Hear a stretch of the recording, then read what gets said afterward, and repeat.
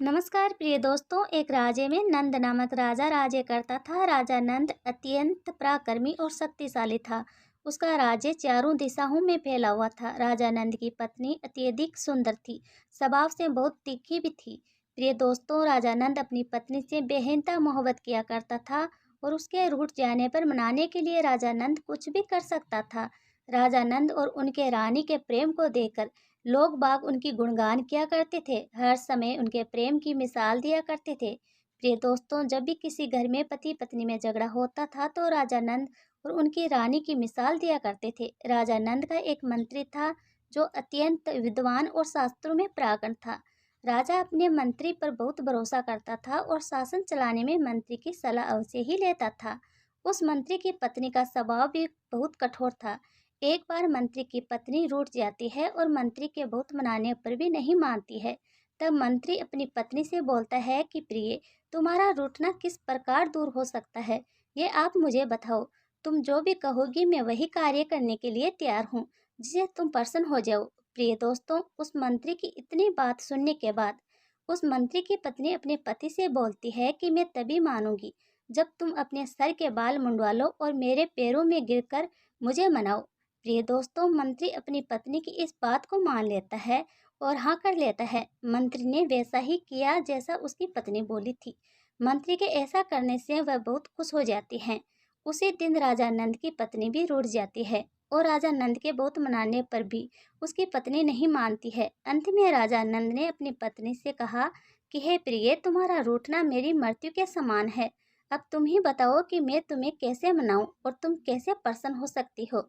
राजा नंद की पत्नी इतनी बात सुनने के बाद उनकी पत्नी यानी उनकी रानी कहने लगती है कि महाराज, मैं चाहती हूँ तुम्हारे मुंह में लगाम लगाकर और तुम्हारे ऊपर बैठ जाऊं और तुम एक घोड़े की भांति हिनहिनाते दौड़े। प्रिय दोस्तों, अपनी रानी की बात सुनने के बाद राजा नंद अपनी पत्नी से कहता है कि हे प्रिय, ऐसी छोटे से काम के लिए तुम नाराज हो रही हो। राजा नंद इतना कहकर राजा ने रानी की इच्छा पूरी करने के लिए खुद घोड़ा बन जाता है।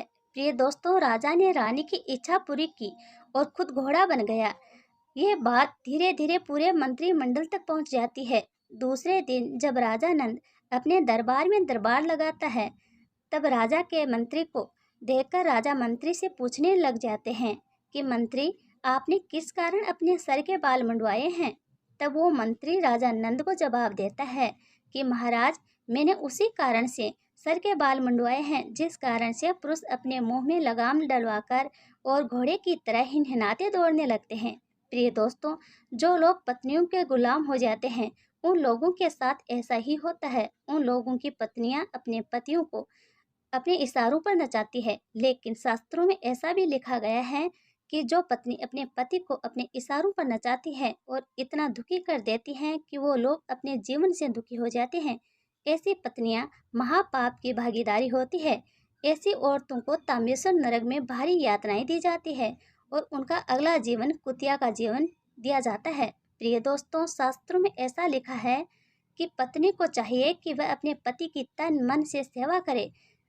पत्नी का धर्म अपने पति की सेवा करना बताया है। कहा जाता है कि जो पत्नी अपने पति की सेवा करती है, तन मन से सेवा करती है, ऐसी स्त्रियों को स्वर्गलोक की प्राप्ति होती है और ऐसी औरतों से माँ लक्ष्मी प्रसन्न होती है और श्री हरि विष्णु भगवान की असीम कृपा उन औरतों को मिलती है। जो औरतें अपने पति का हर कहा मानती है, अपने पति की सेवा करती है। इस कहानी से हमें यह शिक्षा मिलती है कि हमें अपनी मर्यादा के विरोध कार्य कभी नहीं करना चाहिए, जिसे लोगों के सामने शर्मिंदगी उठानी पड़े और शर्मिंदा होना पड़े। जो लोग अपनी पत्नियों के गुलाम हो, वह लोग आज से अपनी पत्नियों पर ध्यान देना शुरू करें। हमारा कहने का मतलब ये नहीं है कि आप अपनी पत्नी से प्रेम ना करें, आप अपनी पत्नियों का कहना ना माने, लेकिन दोस्तों, आप अपनी पत्नियों की हर इच्छा पूरी करें जिसकी वह इच्छा रखती हैं। प्रिय दोस्तों, आप अपनी पत्नियों से बेहद मोहब्बत करें, लेकिन अपनी पत्नी को कभी भी सर पर ना बिठाए। जो लोग पत्नियों को सर पे बैठा लेते हैं उन लोगों की बर्बादी हो जाती है, उन लोगों का पतन हो जाता है। उम्मीद करते हैं प्रिय दोस्तों, ये कहानी, ये जानकारी, ये वीडियो आपको पसंद आया होगा। पसंद आए तो चैनल को सब्सक्राइब, वीडियो को लाइक और एक प्यारा सा कमेंट जरूर करें। राधे राधे दोस्तों।